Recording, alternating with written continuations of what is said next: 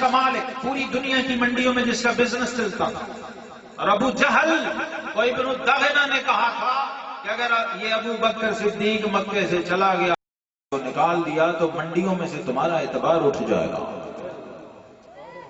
یہ اسٹیٹس تھا ان کا، یہ شان و عظمت تھی. لیکن فنا کیسے ہوئے؟ گھر کی بچیاں بھی کپڑے دوپٹے پھاڑ پھاڑ کے تو شاہدان لنگر باندھ رہی گارے سار میں تو چاہنے جی. جناب سیدنا صدیق اکبر رضی اللہ تعالیٰ عنہ کل معراج پا کے غار ثور سے نکلے تھے اور اس کی سند مدینے والوں نے انہیں دے دی، لیکن اس وقت بھی گوارا نہ ہوا. فرماتے ہیں دھوپ پڑ رہی تھی، میں نے اپنی چادر لی اور آقا کریم علیہ السلام کے سر اقدس پہ سایہ کر کے خادم بن کے کھڑا ہو گیا تاکہ لوگوں کو فرق سمجھ آ جائے غلام کون ہے اور آقا کون. رنگ ایسا چڑھا ہوا تھا. حضرت علماء کرام کی توجہ کے لیے میں دہرا دوں، شاہ عبدالعزیز محدث دہلوی رحمۃ اللہ علیہ نے تفسیر عزیزی میں لکھا ہے، فرماتے ہیں وہ جو غار ثور میں سیدنا صدیق اکبر نقشبندیوں کی جو توجہ ہے نا، 4 قسم کی ہوتی ہے. یہ جو آپ دیکھ رہے ہیں نا، یہ پہلا سٹیپ ہے. یہ دور دور سے نکاسی چھٹا، اس کو کہتے ہیں توجہ نکاسی. یہ ریفلیکٹ ہوتی ہے. بندے نے صرف بیٹھنا ہے. یہ جو لائٹ جل رہی ہے اس کے آگے شیشہ رکھ دو تو کیا ہوگا؟ یہ جو ٹیوب جل رہی ہے اس کے آگے شیشہ کریں تو کیا ہوگا؟ وہ شیشہ بھی ٹیوب بن جائے گا. نہیں تو کھڑا کر کے دیکھ لو، کسی نہیں سمجھ آ رہی تو شیشہ ٹیوب نہیں بنے گا، کام ٹیوب والا شروع کر دے گا. اس میں سے لائٹ ریفلیکٹ ہونا شروع ہو جائے گی نا. سورج کے آگے شیشہ رکھ کے یوں مارے لائٹ ہو، دوسرے گھر میں جا کے پڑے. اس کو کہتے ہیں توجہ انعکاسی. اس کے لیے صرف ایک چیز شرط ہے کہ منکر نہ ہو. مرید ہونا شرط نہیں ہے، منکر نہ ہو. وہ بیٹھ جائے اس کو فیض ملے گا. سودا پاویں مول نہ لئیے ہلے آن ہزاراں. یہ بخاری شریف کی حدیث کا ترجمہ کیا عارف کھڑی میاں محمد بخش.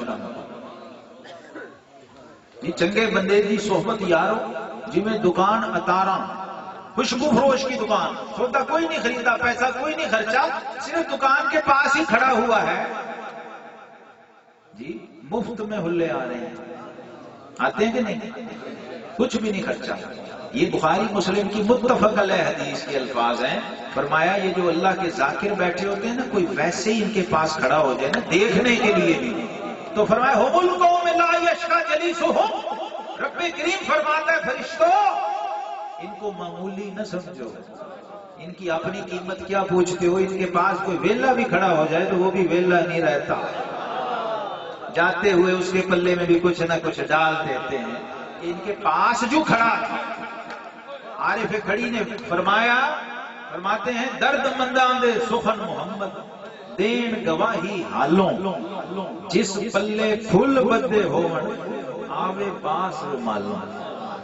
مفتی صاحب جو آپ کے غیر مقلد دوست کی بات آپ کر رہے تھے ہمسائے کی، اس کو یہ میرا پیغام پہنچا دینا. اہل حدیث عالم گزرے بہت بڑے، افغانستان سے آئے تھے وہ بھی، اور سید تھے اور نقشبندی تھے.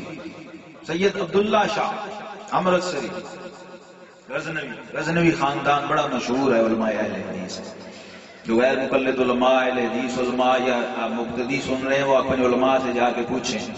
مولانا عبدالجبار غزنوی کا نام پوچھیں، مولانا عبداللہ غزنوی کا نام پوچھیں، مولانا محمد داؤد غزنوی، سید محمد داؤد غزنوی امرتسری، اور ان کے بیٹے سید پروفیسر سید ابو بکر غزنوی. ان کا نام پوچھیں اور ان کی کتابیں مکتبوں پہ جا کے دیکھیں تو آپ کو میری بات سمجھ آئے گی. بر صغیر پاک و ہند میں سب سے بڑا اہل حدیث خاندان، سید بھی تھے نقشبندی بھی تھے. انہوں نے اپنے والد صاحب کی کتاب میں لکھا ہے ان کے حالات زندگی میں کہ میرے والد سید عبداللہ غزنوی جو گدڑی پہنتے تھے نا، وہ ایک دن دورہ حدیث کے ایک طالب علم نے بے دھیانی میں وہ گدڑی اٹھا کے اپنے کندھے پہ رکھی تو اس پہ وجد طاری ہو گئی. یار تم پتہ نہیں اہل حدیث بھی ہو کہ نہیں. کرنٹ آ گیا کیونکہ گدڑی میں کرنٹ تھا. اور قرآن بتاتا ہے کہ کرنٹ یوسف علیہ السلام کی قمیض میں تھا، تو مصر سے کنعان میں قمیض آئی تو نبی نے نبی کو اس قمیض کے ذریعے خوشبو اور پیغام پہنچایا، اور جو آنکھوں کی روشنی کم ہو گئی تھی وہ قمیض کو آنکھوں سے لگانے سے پوری ہو گئی۔ تو یار وجد کی کتاب قرآن سے بڑی ہے ہی کوئی نہیں۔ باقی ساری تصوف کی کتابوں میں وجد کم ہے، سب سے زیادہ قرآن میں ہے، لیکن آپ نے چونکہ پڑھا نہیں۔ قرآن تو وجد کی کوئی ایسی قسم نہیں ہے جو قرآن میں نہ ہو۔ آنکھوں سے آنسوؤں کا بہنا یہ بھی قرآن میں موجود ہے، رونگٹوں کا کھڑا ہونا، یہ بالوں کا کھڑے ہو جانا، تقشعر منہ جلود الذین یخشون ربہم، یہ بھی قرآن میں موجود ہے، اور یہ تڑپ کے پھڑک کے الٹے گر جانا یہ بھی قرآن پاک میں موجود ہے۔ اور صحابہ کرام کو بھی نہیں لوگوں نے پڑھا ہوا۔ صحابہ کرام کے حالات زندگی پڑھتے، سیدنا ابو فاروق اعظم رضی اللہ تعالیٰ عنہ، سیدنا صدیق اکبر جو مصلی پہ نماز پڑھانے کھڑے ہوئے اور آقا علیہ السلام نے حکم دیا تو ام المومنین عائشہ صدیقہ نے پہلی بات ہی یہی کہی، ان کا حضور وہ تو تلاوت نہیں کر سکیں گے آپ کے مصلی پہ کھڑے ہو، وجد کی کیفیت نہیں، ان سے تو قرآن نہیں خشوع اور خشیت میں پڑھا جائے۔ وہ پیچھے صحابہ کہتے ہیں آخری مقتدی جو نمازی کھڑا ہوتا وہ بھی صدیق اکبر کے رونے کی اور چیخو راہ و بکا کی آواز سن رہا ہو۔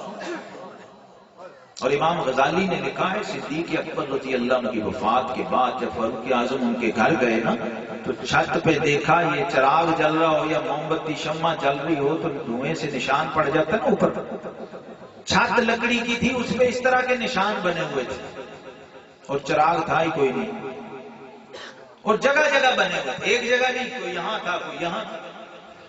تو فاروق اعظم رضی اللہ تعالیٰ نے ان کی اہلیہ محترمہ سے بیگم صاحبہ سے پوچھا کہ بی بی یہ نشان کس چیز کے ہیں؟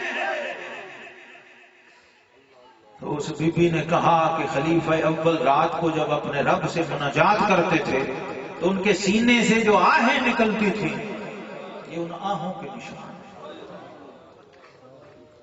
یہ نقشبندیت یہاں سے نکلی تھی، سینہ صدیق اکبر رضی اللہ عنہ سے نکلی۔ اور آخری بات میری سن لیں، حضرت خواجہ خواجگان خواجہ محمد باقی باللہ جو یہ لے کے آئے تھے یہ فیض